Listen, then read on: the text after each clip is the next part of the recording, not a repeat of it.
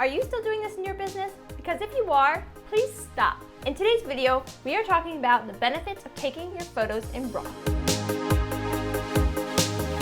So in today's video, I'm really talking about why you should stop taking photos in JPEG and start taking them in RAW today. So reason number one, RAW photos are bigger files, which means that when you go to have your images printed, let's say you want to print them as canvas artwork, then you really need to have them be big enough, which the RAW image provides, to print them. Let's say like you want to print it as like a 20 by 30, like massive canvas print hang on your wall. Especially if you're a wedding photographer, you want to make sure that you're taking your, the wedding photos big enough for, your brides to be able to print them as large canvas artwork if they want to.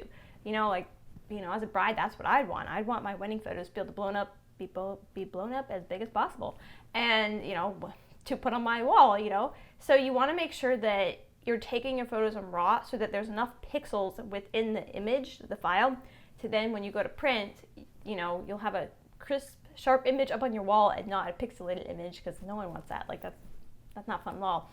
And so with JPEG, you lose some of that information. And so JPEG is really not a great thing to do. The only reason you could take JPEG is if you just want to have smaller file sizes and it's totally for personal use.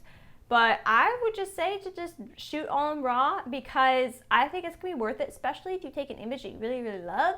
Wouldn't you rather you had that in a bigger file size than a small file size? Like, what if someone came to you 5 years after you took that JPEG and were like, we'd love to purchase a large print from you, and you're like, oh, I took it in JPEG, I can't actually deliver like a large print, then you're gonna regret not taking it in RAW. So I would just say, just take it in RAW today, and then you don't have to worry about it for the future. A second reason to take your photos in RAW is that some presets out there, when you purchase presets, some of them require your photos to be RAW to be able to use those presets. Now, I'm not saying that's every single preset out there, but there are some that do require RAW photos to fully use all functions of that preset. And so wouldn't it be annoying to take some photos in JPEG and then find out that that preset you just bought you can't even use on the images? That'd be a bummer, right? So just take them in RAW now, then you don't have to worry about it. My third bonus tip for you today is to make sure that your camera is set to RAW. Just double check to make sure before that photo shoot, before that wedding, that it's set to RAW, especially if you're renting. I know some people, some wedding photographers, even portrait photographers, sometimes you rent equipment, just if you want to have multiple cameras on the day of the wedding, things like that. You want to make sure you are double, triple checking your camera bodies to make sure that the image quality is actually going to be RAW and not like JPEG. Because how awful would it be to come out after wedding day and realize that you shot one of your cameras was in RAW, like maybe your personal camera, and the one you rented was in JPEG. It's not fun when that happens.